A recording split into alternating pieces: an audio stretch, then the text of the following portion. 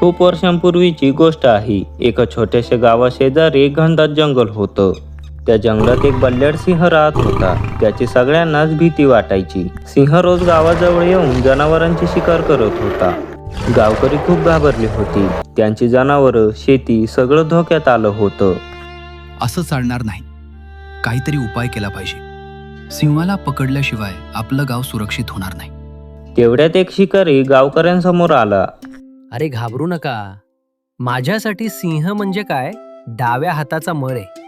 मी आत्ताच जंगलात जातो आणि त्याचा शोध घेतो. बापरे, मग कधी जाताय सिंहाला शोधायला? जातो की, पण आता दुपारी सिंहाची झोपण्याची वेळ असते. मी त्याला डिस्टर्ब करत नाही. पण ठीक आहे, तुमच्यासाठी आज त्याला सळो की पळो करतो. हा शिकारी दिसायला शूर होता, पण आतून मात्र प्रचंड घाबरट होता. शिकारी सिंहाला शोधण्यासाठी जंगलात शिरतो. हा आवाज कसला? उंदीर की सिंहाचा उंदीर? अरे देवा, शिकारी व्हायच्या नादात मी स्वतःच शिकार व्हायचा.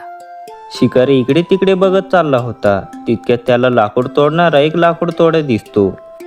ओ शेठ, लाकडं तोडणं नंतर करा. आधी हे सांगा की त्या चिमुकल्या सिंहाच्या पायाचे ठसे कुठे आहेत? मला त्याला थोडं सॉरी म्हणायला लावायचंय. अहो शिकारी दादा, ठसे कशाला शोधताय? तो बघा समोर गुहेत बसलाय. सकाळीच त्याने एक म्हैस खाल्ली. आता त्याला डेझर्टमध्ये शिकारी हवा असेल तर बघा. डेझर्ट म्हणजे तो मला खाणार? अहो नका घाबरू. चला, मी तुमचा हात धरून नेतो. प्रत्यक्ष दर्शन घेऊया.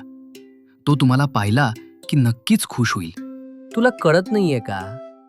मला फक्त त्याच्या पायाच्या नखांचा आकार मोजायचा होता. अहो पण तुमची बंदूक, ती तर इथेच थरथर कापतीये. बंदूक? ती बंदूक नाहीये, ते स्टिक आहे वॉकिंगसाठी. शिकारी खूप घाबरतो आणि जंगलाच्या बाहेरच्या दिशेने जोरात पळत सुटतो.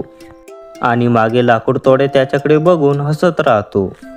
याला सिंह काय, साधं मांजर दिसलं तरी हा थेट चंद्रावर पोचेल.